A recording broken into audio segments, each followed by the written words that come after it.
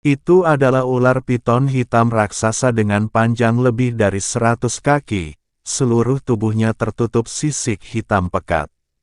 Setiap sisiknya berkilau dengan kilau logam dingin, seperti besi hitam yang dipoles, dan memantulkan cahaya yang mengerikan di bawah cahaya merah gelap magma. Sebuah mahkota tulang berwarna emas gelap muncul di kepalanya, dan dua pupil vertikalnya seperti dua bulan sabit yang dingin. Jauh di dalam pupil emas itu terdapat dua garis vertikal hitam tipis, yang tertuju pada sosok kecil yang menerobos masuk melalui celah tersebut. Aura ular piton raksasa itu seberat zat fisik. Hukum kultivasinya, pada tingkat keempat dari alam Dewa Emas Luo Agung, melonjak tanpa henti di bawah berkah asal urat bumi, menekan seluruh ruang bawah tanah hingga hampir membeku. Ular piton raksasa itu sepertinya dapat merasakan tingkat kultivasi pendatang baru tersebut, seorang Dewa Emas tingkat 8, yang tidak berarti dan menggelikan seperti seekor semut. Tatapan sinis yang ganas terpancar dari pupil matanya yang dingin dan tegak, dan tubuhnya yang besar perlahan bangkit dari platform, sisiknya bergesekan menghasilkan suara tumpul dan berderak. Kepalanya sedikit mendongak ke belakang, dan ia membuka mulutnya yang merah darah. Api beracun berwarna merah gelap, cukup panas untuk melelehkan emas dan besi, dengan cepat mengembun jauh di dalam tenggorokannya, dan pada saat berikutnya, api itu menyembur dengan dahsyat ke arah Chen Ping. Di tempat api beracun itu melintas, bekas hangus yang dalam langsung terukir di tanah batuan lava. Api merah menyala, membawa aura dahsyat yang mampu menghancurkan segalanya, melesat maju seperti naga api yang meraung. Chen Ping berdiri diam, mata ungunya dengan tenang mengamati kobaran api yang melesat ke arahnya, tanpa bergerak sedikit pun. Ketika kobaran api beracun, yang cukup kuat untuk langsung menghanguskan seorang Dewa Emas Agung Luo tingkat 4, hanya berjarak 3 zang darinya, dia mengangkat tangan kanannya dan perlahan-lahan merentangkan kelima jarinya. Aura abu-abu keunguan yang kacau terpancar dari telapak tangannya, seperti riak yang menyebar di danau yang tenang setelah sebuah kerikil dilemparkan. Aura itu tampak lembut dan ringan, tetapi tiba-tiba melonjak begitu bersentuhan dengan api beracun berwarna merah gelap. Karakteristik unik dari asal-usul kekacauan yang melahap dan mencakup segala sesuatu terungkap pada saat ini, menarik api beracun yang ganas dan menyala-nyala ke dalam pusaran abu ungu seperti paus yang menghisap air. Pemampatan, pemurnian, pemusnahan, tidak ada jejak bara api pun yang lolos. Pupil mata ular piton raksasa yang dingin dan tegak itu tiba-tiba menyempit. Sosok Chen Ping menghilang dari tempat itu. Ketika sosoknya muncul kembali, dia telah menempuh jarak puluhan kaki di ruang hampa dan melayang tepat di depan kepala ular piton raksasa itu. Jubah abu-abunya berkibar liar, dan jarak antara mata ungunya dan pupil vertikal keemasan itu kurang dari 10 kaki. Dia bahkan bisa melihat tekstur halus dan pembuluh darah gelap pada sisik ular piton raksasa itu. Ular piton raksasa itu bereaksi sangat cepat. Tubuhnya yang besar tiba-tiba melompat seperti gunung yang bergerak, dan ekornya yang besar dan bersisik menyapu dengan kekuatan mengerikan yang mampu membelah gunung dan menghancurkan bebatuan. Udara berderak tajam saat ekor raksasa itu mengayun, menyebabkan seluruh ruang bawah tanah bergetar hebat. Chen Ping tidak menghindar maupun mundur. Dia hanya mengepalkan tinju kanannya, dan kekacauan purba itu mengembun menjadi lapisan cahaya abu-abu keunguan yang hampir nyata di ujung tinjunya. Kemudian dia melepaskan pukulan kuat tepat sasaran ke arah ekor ular piton raksasa yang melambai. Satu pukulan. Sebuah pukulan sederhana, Tanpa gerakan rumit atau peningkatan kekuatan yang mewah, hanya kekuatan dominan dan penghancur paling murni yang berasal dari kekacauan. Kemanapun kepalan tangan itu lewat, bahkan ruang itu sendiri pun terdistorsi dan bergelombang, seolah-olah sebuah lekukan tak terlihat telah tercipta di permukaan air yang tenang, yang perlahan kembali normal setelah beberapa tarikan napas. Ledakan yang tumpul, hampir terdistorsi, bergema di ruang bawah tanah yang sempit. Gelombang kejut merobek tanah batuan lava dalam radius ratusan kaki, mengirimkan pecahan merah tua yang tak terhitung jumlahnya beterbangan seperti tetesan hujan. Langit dipenuhi percikan api dan puing-puing yang mem-scorching. Suara benturan keras. Ekor ular piton raksasa yang keras seperti baja itu bertabrakan langsung dengan tinju Chen Ping yang tampak rapuh, menghasilkan suara derit logam yang menusuk telinga dan suara daging yang terkoyak. Di ekor ular piton raksasa itu, muncul lekukan seukuran kepalan tangan pada sisik besi hitam yang tak dapat dihancurkan. Sisik-sisik di sekitarnya retak sedikit demi sedikit seperti jaring laba-laba, dan darah hijau gelap yang berbau busuk merembes dari retakan tersebut. Seluruh ekor raksasa itu tersentak ke belakang akibat kekuatan pukulan itu, dan tubuhnya yang besar juga terhuyung ke belakang. Kepalanya yang besar membentur dinding berbentuk kipas di belakangnya dengan bunyi gedebuk yang tumpul. Ular piton raksasa itu mengeluarkan lolongan yang sangat melengking, suara yang bukan lagi sekadar kasar dan ganas, tetapi juga bercampur dengan rasa takut dan sakit yang jelas dan tak tersian-embunyikan. Akhirnya ia menyadari bahwa manusia di hadapannya, yang tampaknya memiliki tingkat kultivasi yang sangat rendah, bukanlah seekor semut yang dapat dengan mudah dihancurkannya, melainkan sebuah keberadaan menakutkan yang jauh melampaui pemahamannya.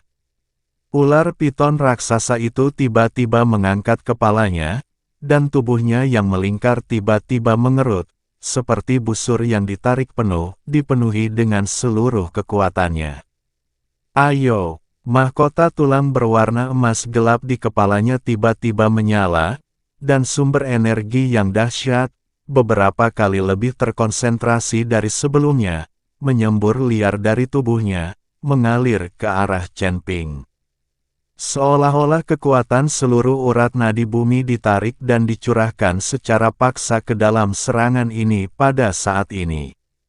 Mata ungu Chen Ping sedikit berbinar, dan alih-alih mundur, dia malah maju. Dia menghadapi energi jahat yang bergelombang dan serangan habis-habisan dari ular piton raksasa itu, sosoknya mencuat seperti pedang tajam, energi kacau yang mengembun di telapak tangannya menjadi bilah panjang yang disempurnakan hingga ekstrim. Cahaya pedang berwarna abu-abu keunguan membentuk lengkungan sempurna dalam cahaya merah gelap dari tanah, tepat menyentuh celah kulit terlembut di bawah sisik bagian belakang, 3 inci dari rahang bawah ular piton raksasa itu. Satu-satunya, suara pemotongan yang sangat samar. Tubuh besar ular piton raksasa itu tiba-tiba membeku di udara, dan cahaya keemasan di pupilnya meredup dengan cepat seperti nyala lilin yang padam. Suara itu mengeluarkan bunyi rendah dan teredam dari dalam tenggorokannya, seolah-olah ingin meraung, tetapi tidak lagi mampu mengucapkan suku kata yang lengkap. Cahaya pedang berwarna abu-abu keunguan itu bagaikan jarum tak terlihat, menusuk tepat pada celah terkecil di titik vitalnya, dan sepenuhnya memutuskan kekuatan hidupnya dari dalam. Tubuh besar itu jatuh ke tanah dengan bunyi gedebuk yang tumpul dan berat, menimbulkan awan debu dan puing berwarna merah tua. Sungai lava bawah tanah masih mengalir tenang melalui celah-celah, memantulkan cahaya merah gelap ke tubuh ular piton raksasa yang perlahan mendingin, seperti cahaya senja merah darah dari matahari terbenam. Chen Ping mendarat di tanah, Jubah abu-abunya berkibar lembut tertiup panas, tanpa noda. Dia berjalan ke kepala ular piton raksasa itu, tangannya membentuk pisau pendek dari esensi kekacauan. Dengan cekatan, dia mengiris sisik di bawah mahkota tulang emas gelap di dahi ular piton itu, meraba ke dalam dengan ujung jarinya sejenak, dan mengeluarkan inti binatang emas gelap seukuran kepalan tangan. Permukaan inti binatang itu berkilauan dengan cahaya hangat, dan di dalamnya terkandung kekuatan primordial yang sangat besar yang telah dikumpulkan oleh ular raksasa tingkat 4 Dewa Emas Luo Agung sepanjang hidupnya. Rasanya hangat dan padat, seperti memegang matahari mini. Dia mengangkat tangannya dan memasukkan merdan ke dalam cincin penyimpanannya, lalu berbalik dan berjalan kembali ke arah celah tempat dia berasal. Jubah abu-abunya membentuk bayangan panjang dalam pantulan lava. Untuk membunuh ular piton raksasa ini, Chen Ping bahkan tidak perlu menggunakan pedang pembunuh naga. Ketika dia muncul kembali di pintu masuk celah jurang, semua kultivator yang telah menyaksikan pertunjukan itu dari tepi celah tersebut tercengang. Awalnya, ketika mereka melihat sosok muncul dari bawah, mereka mengira itu adalah ular piton raksasa yang melemparkan orang itu ke belakang. Beberapa dari mereka bahkan tanpa sadar mundur selangkah, takut terkena cipratan darah. Namun ketika sosok berjubah abu-abu itu melangkah keluar dari celah dan berdiri tegak di tanah, tubuhnya begitu bersih sehingga tidak ada setitik debu pun yang menyentuhnya. Ekspresi semua orang berubah dari rasa senang atas kemalangan orang lain menjadi keheranan yang kaku, dan kemudian dari keheranan menjadi kengerian yang tak terbayangkan. Pria bertubuh kekar dan berjanggut yang membawa 2 kapak itu ternganga, hampir menjatuhkan kapaknya. Kau benar-benar selamat. Di mana ular piton raksasa itu? Kau bertemu? Tidak. Chen Ping tidak menjawab, tetapi hanya mengangkat tangannya dan mengeluarkan inti binatang emas gelap dari cincin penyimpanannya, melambaikannya dengan ringan di depan semua orang, lalu memasukkannya kembali ke lengan bajunya. Bahkan sekilas pandangan terhadap aura purba yang kaya yang terpancar dari inti binatang itu sudah cukup bagi semua kultivator yang hadir untuk merasakan bobot dan kenyataannya. Astaga, astaga, itu inti buas dari ular piton jurang. Dia benar-benar membunuh ular piton itu. Bagaimana mungkin? Itu adalah ular piton tanah raksasa tingkat keempat dari alam abadi emas Luo Agung. Dia jelas hanya memiliki kultivasi tingkat ke-8 dari alam abadi emas. Apa? Monster macam apa ini? Perdebatan itu langsung meletus. Para kultivator yang beberapa saat sebelumnya mengejeknya menjadi pucat dan terdiam, seolah-olah mereka telah ditampar oleh tangan yang tak terlihat. Sebagian orang secara naluriah mundur, sementara yang lain menatap tajam ke arah borgol Chen Ping. Mata mereka dipenuhi keserakahan dan keinginan yang tak tersian-sian. Inti binatang dari ular piton raksasa jurang bumi tingkat 4 itu, seorang dewa emas Luo Agung, sangat berharga dalam situasi kelangkaan sumber daya di surga 22 saat ini sehingga dapat membuat banyak kultivator sesat menjadi gila. Jika seseorang dapat memurnikan dan menyerapnya, itu akan cukup untuk memungkinkan seorang kultivator dewa emas untuk langsung melompati tingkatan utama dan menembus ke peringkat kedua dewa emas Luo Agung. Pil binatang. Kultivator parubaya berwajah menyeramkan itu adalah orang pertama yang kehilangan ketenangannya. Dia tiba-tiba melompat, Cahaya beracun hijau gelap di tangannya mengarah langsung ke punggung Xuanping, dan berteriak tajam, siapapun yang melihatnya akan mendapat bagian. Kau, seorang junior, tidak pantas menikmatinya sendirian. Tinggalkan di sini. Kultivasinya berada di puncak peringkat ketiga Dewa Emas Luo Agung. Dia telah mengerahkan seluruh kekuatannya dalam serangan ini.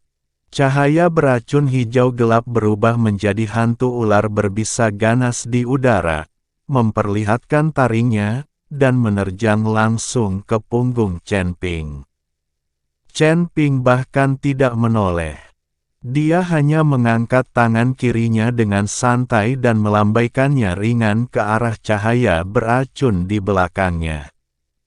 Kekuatan kacau berwarna abu-abu keunguan itu menghantam cahaya beracun hijau gelap seolah mengusir lalat. Hantu ular berbisa yang mengerikan itu seketika hancur dan lenyap, tanpa meninggalkan jejak. Kultivator parubaya dengan aura gelap itu tiba-tiba membeku di udara, lalu dadanya ambruk seolah dihantam palu tak terlihat, disertai serangkaian suara retakan. Suara klik. Ia terlempar puluhan meter jauhnya seperti layang-layang dengan tali yang putus, jatuh dengan keras ke tanah tandus berbatu, meninggalkan jejak darah yang panjang di tanah. Auranya dengan cepat menghilang. Sebar, diatur ulang sepenuhnya ke nol. Sebuah telapak tangan. Membunuh. Seluruh proses ini tidak memakan waktu lebih dari sekejap mata. Gurun tandus itu seketika diselimuti keheningan yang mencekam. Para kultivator yang awalnya bersemangat untuk bertindak, yang matanya juga berkilauan karena keserakahan, seolah-olah disiram seember air es dari ujung kepala hingga ujung kaki. Mereka membeku di tempat. Tubuh mereka begitu dingin sehingga mereka bahkan harus bernapas dengan hati-hati. Saat mereka menyaksikan sosok berjubah abu-abu itu perlahan berbalik, dan mata ungu yang tenang, hampir acuh tak acuh itu, rasa takut yang membuncah di hati mereka 100 kali lebih dalam daripada ketika mereka menghadapi ular jurang. Sekilas kekuatan kacau yang baru saja terlihat, meskipun hanya serangan biasa, mengandung tekanan dan tingkat hukum yang jauh melebihi Dewa Abadi Emas tingkat 4. Perasaan akan kekuatan yang luar biasa itu, yang melampaui pangkat dan mengabaikan pertahanan, membuat setiap orang yang hadir menyadari satu fakta dengan jelas. Pemuda di hadapan mereka, yang tampaknya berada di peringkat ke-8 alam abadi emas, memiliki kekuatan tempur yang jauh melebihi pemahaman mereka. Tatapan Chen Ping perlahan menyapu seluruh pemandangan. Tanpa berkata apa-apa lagi, dia hanya mengalihkan pandangannya dan berjalan menuju Xuan Zhenzi dan Jiang Xuelan. Langkah kakinya tetap tenang dan mantap, seolah-olah ceramah barusan hanyalah sekadar membersihkan debu dari lengan bajunya. Xuan Zhenzi berdiri tidak jauh dari situ, mengamati Chen Ping berjalan mendekat. Senyum lega muncul di wajahnya yang tua dan keriput, dan dia bergumam pada dirinya sendiri, anak ini semakin keterlaluan. Chen Ping berjalan mendekat, tidak berkata apa-apa, dan hanya memberi isyarat ke suatu arah, ayo pergi. Kembali dan laporkan. Ketiganya berubah menjadi 3 garis cahaya, melesat ke langit di bawah tatapan ketakutan para kultivator yang berdiri membeku di tanah tandus, dan melaju ke arah yang telah dituju Sensi. Setengah jam kemudian, Chen Ping berdiri sekali lagi di depan gerbang gelap Sensi Pass. Di tanah tandus itu, hanya tersisa mayat yang sudah dingin, tumpukan batu yang hancur, dan para kultivator pemberpan yang berwajah pucat yang tak berani bergerak untuk waktu yang lama. Di balik pintu itu masih ada koridor yang panjang, aula berplafon tinggi, dan meja giok hitam yang panjang. Tetua-tua itu, dengan rambut dan janggut putihnya, tetap duduk di belakang meja panjang, ekspresinya bahkan lebih dingin daripada saat pertama kali mereka bertemu, mengandung sedikit ejekan seolah-olah dia akan melihat mereka mempermalukan diri sendiri. Dua kultivator parubaya di belakangnya juga tetap tenang, jelas telah menerima kabar bahwa Chen Ping telah pergi ke abyss untuk memburu ular piton raksasa, tetapi mereka tidak percaya dia bisa kembali hidup-hidup. Ketika Chen Ping mendorong pintu dan berdiri di depan meja panjang, bibir lelaki tua itu melengkung membentuk senyum tipis. Nadanya mengandung kemurahan hati yang pura-pura, "Anak muda, kau kembali secepat ini." Ular piton raksasa itu memang sulit dihadapi. Jika kau mundur, aku tidak akan membalas terlalu banyak. Dia tidak menyelesaikan kalimatnya. Karena Chen Ping telah meletakkan inti binatang ular piton jurang bumi berukuran sebesar kepalan tangan dan bercahaya kemasan gelap di atas meja di depannya. Inti binatang buas itu mengeluarkan bunyi gedebuk tumpul saat mendarat, dan aura asli dari Dewa Emas Luo Agung tingkat 4 yang terkandung di dalamnya menyebar di udara seolah-olah itu adalah zat yang nyata. Pupil mata lelaki tua itu tiba-tiba menyempit maksimal, dan semua kata yang hendak diucapkannya tersangkut di tenggorokannya. Dia tidak bisa mengucapkan sepatah kata pun. Dua kultivator parubaya di belakangnya juga mengubah ekspresi mereka secara drastis. Wajah mereka berkerut karena tidak percaya dan ngeri. Jari-jari lelaki tua itu sedikit gemetar saat ia perlahan mengambil inti binatang itu dan memeriksanya dengan cermat sejenak.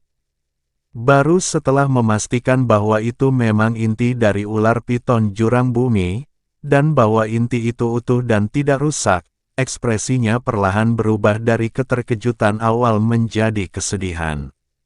Dia meletakkan inti binatang buas itu, terbatuk pelan, dan berbicara dengan sedikit rasa malu yang hampir tak terlihat, namun tetap mempertahankan sikapnya yang angkuh. Karena kau memang memiliki beberapa keahlian, maka orang tua ini tidak akan mengingkari janjinya. Namun, token klan kuno itu cukup berharga, dan satu inti binatang buas mungkin tidak akan cukup. Anda perlu melakukan satu hal lagi untuk menukarkannya dengan token tersebut. Saya punya beberapa lagi di sini.